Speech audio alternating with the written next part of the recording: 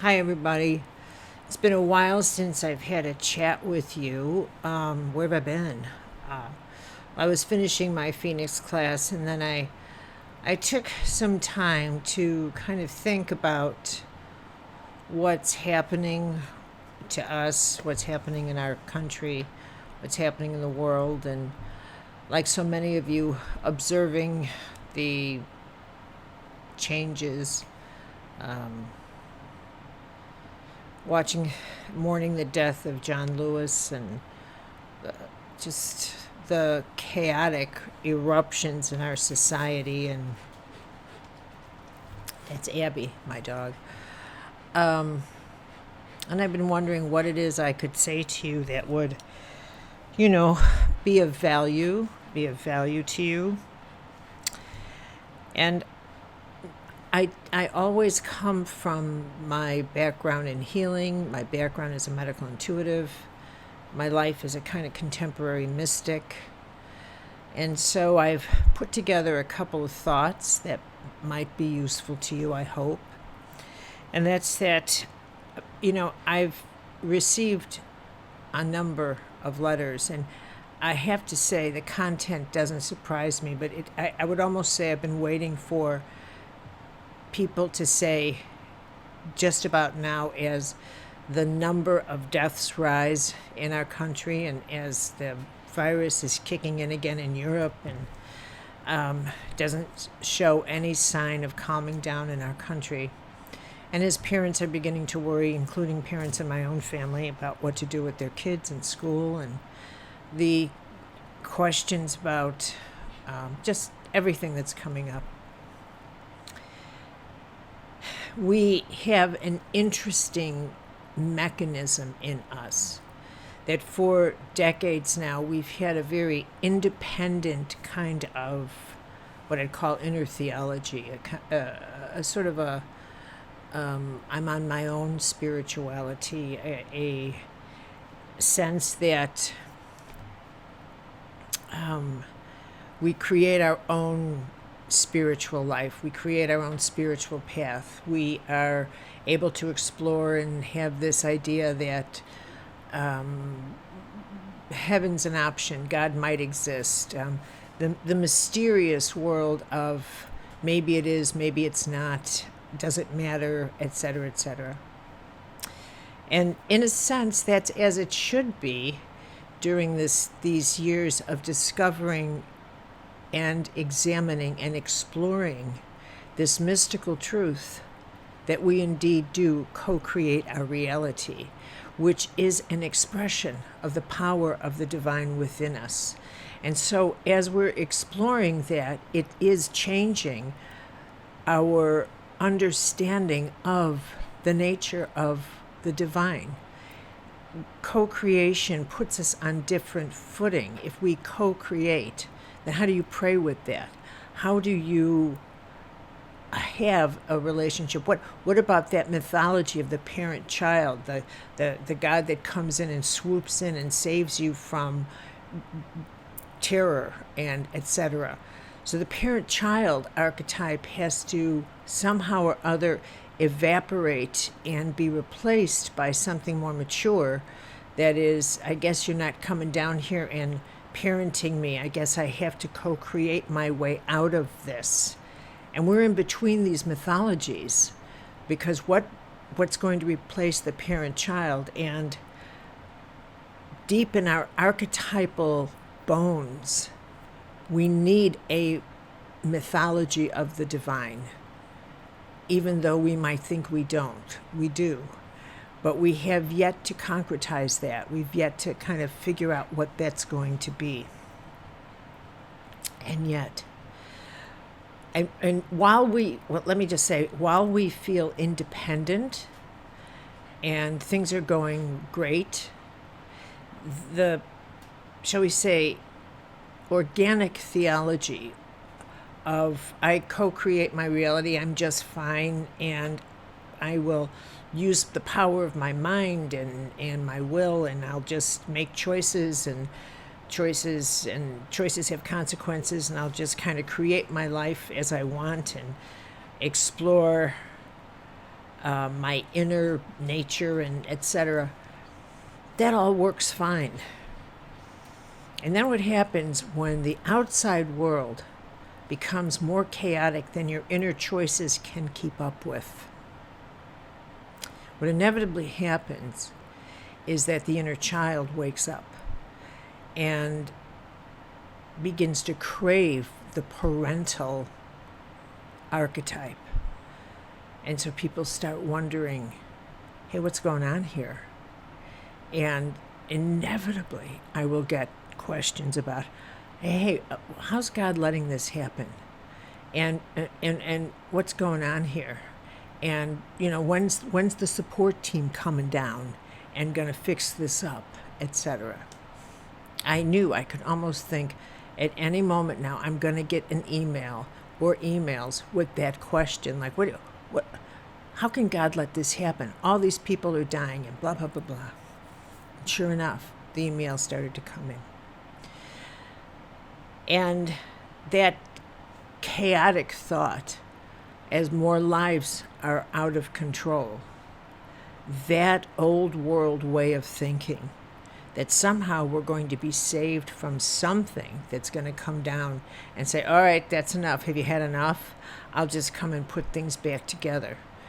And it is exactly that thinking that causes people to turn to political figures that they think are going to make everything better. It's that kind, somebody somewhere, make it better, make it stop. But here's where I want to remind all of us that for decades now, you've been learning the template of how you create your health and how you create your reality. And that it's this integrative process of examining the power of the body, the mind, the spirit, the emotions, and how they have to be united, and integrated. And the force of that moves the collective body, your body, a body, toward the next level of health, toward the next level of consciousness. That is a law. And that law applies as much to you, the individual, as we must apply that law to the whole. That is not just a law for the functioning of your physical health. We've had 70 years now. 70. This started in the 60s, the late 50s, of learning holistic health, of beginning to get integration. We've had a long time now, generations, of getting that the integrated system is the system that heals.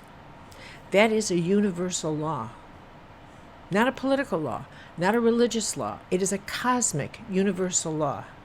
And there is no difference between that, applying that law to you, and you using that to get better from any situation, whether you're trying to heal a family unit or your own body, then how we have to approach the healing of what is happening in the world around us, however big that world is that you have influence over, however big that world is that you personally have influence over.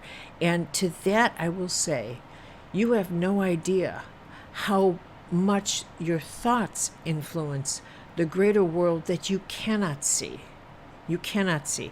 The time has come to start trusting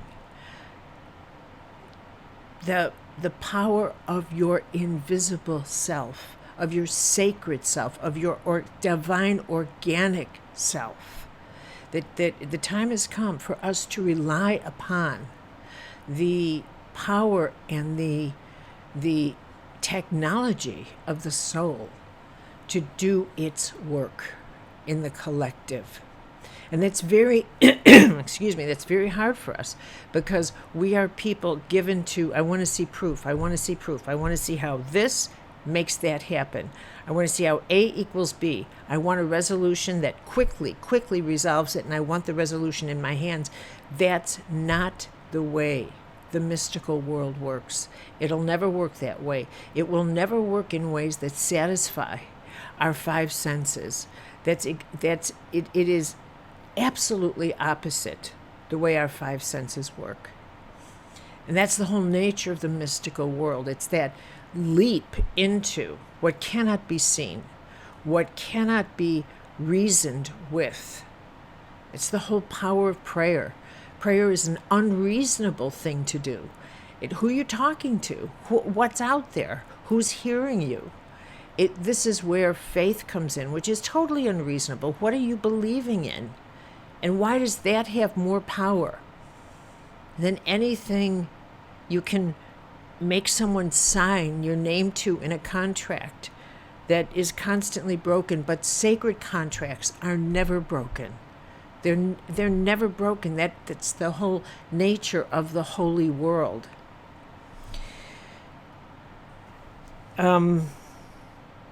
When you think about your healing yourself, imagine if you had hostility toward one organ in your body that you thought, well, I've got to heal this illness, but honestly, I can't stand my kidney. I just can't stand it, and I'm going to isolate it, and I'm not going to send it any nutrition, and it's just a bad kidney, and I don't like the way it does business, and that's it. Done.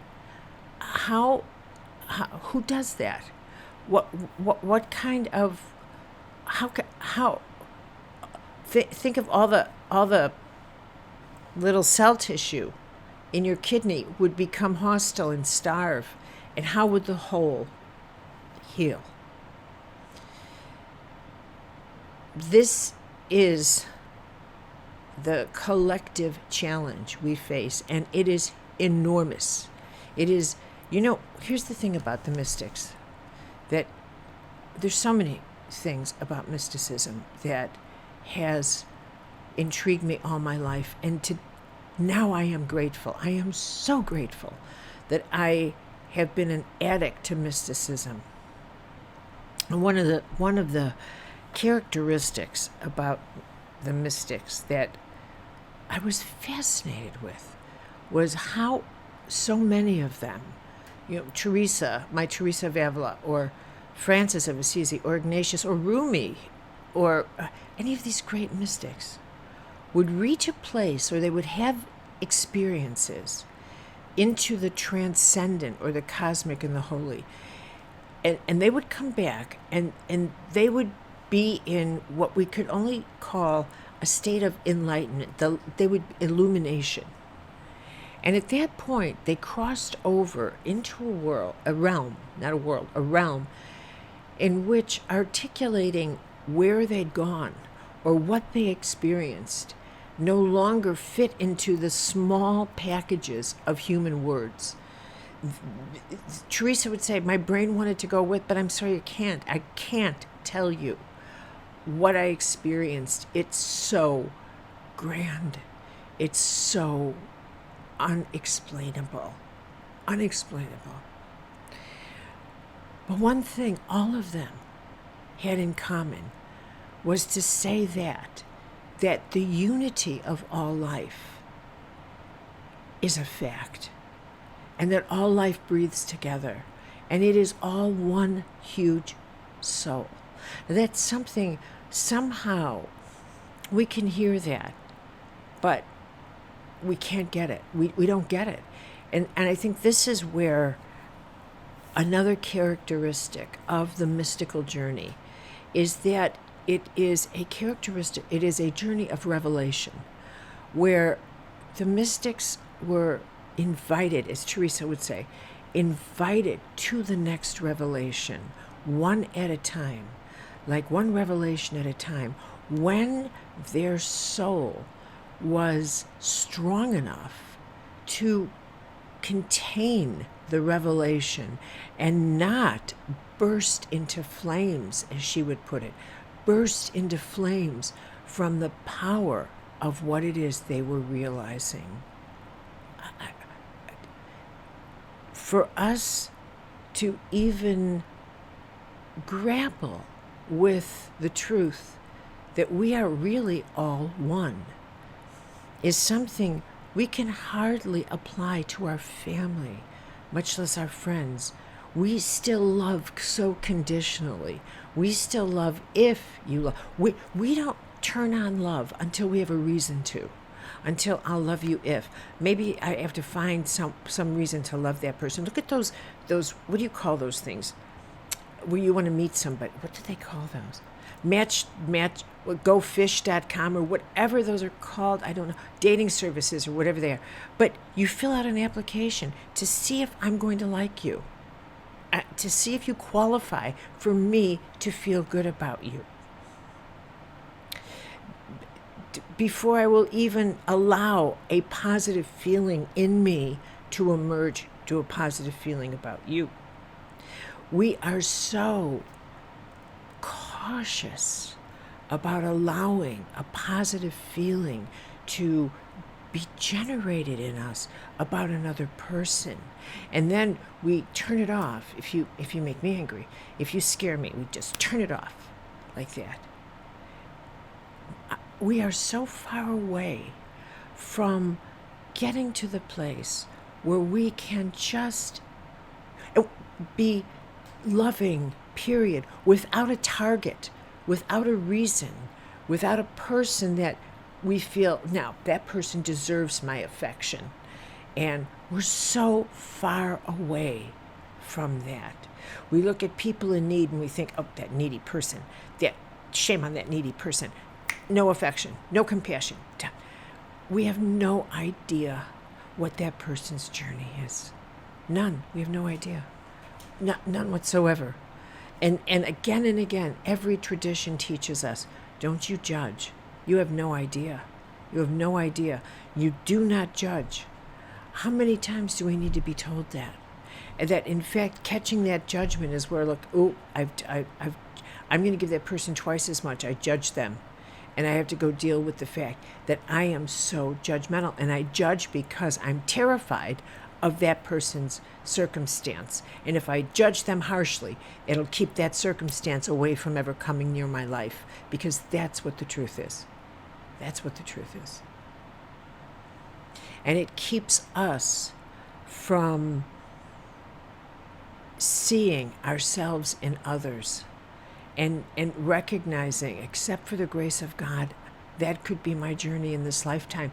Maybe it's going to be my journey in the next lifetime. Maybe that was once my journey. I don't know. But somehow, I will not participate in the ongoingness of hostility. One commitment we can make is, I'm not going to do that. I'm not going to participate in thinking hostile, in thinking separation. I must become a vessel of unity. However it is you make that commitment during this time. It's so difficult to do that. But how you become a vessel of healing has to become a commitment you think about making. Now, I have my book on prayer is coming out next month. And so many of you, most of you, have been so loving and supportive to me. And I was thinking, what can I do? What can I do? What can I do for you? What can I do for you? And I can only give you what has meant so much to me. And so I thought, well, what I would like to do, is that I will do these little messages to you, but I thought I would do it like spiritual direction, and based on Teresa of Ávila and her 7 mansions, and maybe mixed with a little Ignatius and the mystical inner guidance of what prayer is and where to focus on the mystically unreasonable things to do, on how to nurture your inner life at a time when the outer world is becoming more chaotic. Sorry about that. The thing just went blank, so I had to start part 2. So I hope they can lace this together. That would be my gift to you, and I hope it will be of some benefit to you. I'll just give to you what would help me, what I have found of benefit, and so we'll just consider them like little mini spiritual directions that I will do every couple of days for you. And just look forward to that. And in the meantime, because I so believe in the power of prayer, let me close by saying, prayer is power, and that's all there's to it. It's just pure power. But don't question how it works. Don't question how it works. And something about heaven. God doesn't do stupid. So you can't say, I have this huge debt and can I win the lottery? I mean, don't, not like that. But heaven has a way of just saying, help me work my way through this. I mean, I'm scared to death. Get down here. This is the way I pray. Again, my prayer journal, which is what I released in this book. The way I pray is, exactly what I'm facing here. And I have to admit, I'm terrified. So you got to help me work my way through this. My task is to work my way through this, and your task is to inspire me as to how to do that. And I have to listen to you. And you have to make sure I hear you. So let's not screw this up. That's how you pray. That's how you pray. You pray in an intimate conversation. That's why I called it Intimate Conversations with the Divine. That's how you pray. You got to help me out here because I'm not kidding. And download some grace and let's just get this over with. That's how you pray. Breathe with God. Breathe with God. That's how you pray. Just breathe with God. Okay. So look for my spiritual directions for you, and I'll start it this week. Thank you so much.